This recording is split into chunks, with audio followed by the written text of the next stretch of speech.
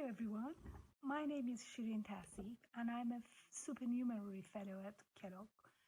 Um, First of all, I want to congratulate colleagues who've set up this initiative, the Lockdown Diaries. I think it's such a great idea and I'm looking forward to listening and watching the little video clips of all my fellows and other staff at college. So a couple of questions for us to answer. First of all, what has been keeping me sane during lockdown?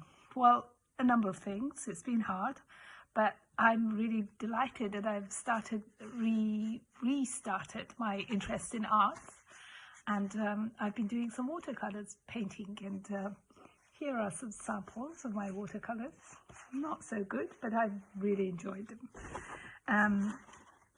The other thing that my husband and I have done is we set up a little online chat called the Whitney Unity Chat, in which we post inspirational quotations, music and writings about hope, about finding the inner strength, about service to each other, about unity and patience, and all the kind of virtues and qualities that we need to develop and actually are being forced to develop through this crisis.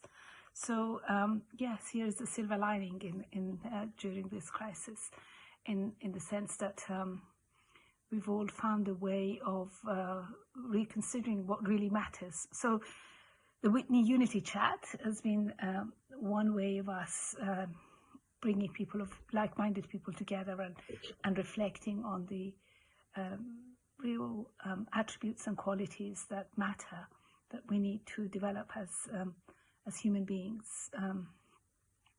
So that's been really rewarding. What am I missing about college? Well, of course, I'm like everybody else. I'm missing the good company and the good food at lunchtimes. Those conversations that we have together over lunch in that lovely dining hall, though they seem like a distant memory, are hopefully things that we can look forward to and establish in due course. So yes, that's what I miss. And if I could go anywhere in the world right now, where would it be? Well, we've been really lucky in the last couple of years. We've spent Christmas in Sydney, in Australia, where my brother and his family live, and I really miss that. This year there's no chance of us being able to go to Sydney.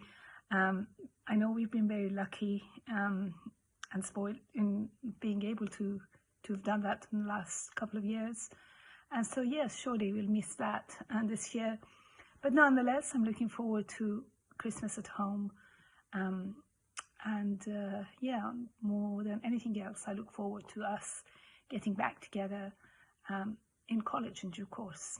Take care everyone and stay safe.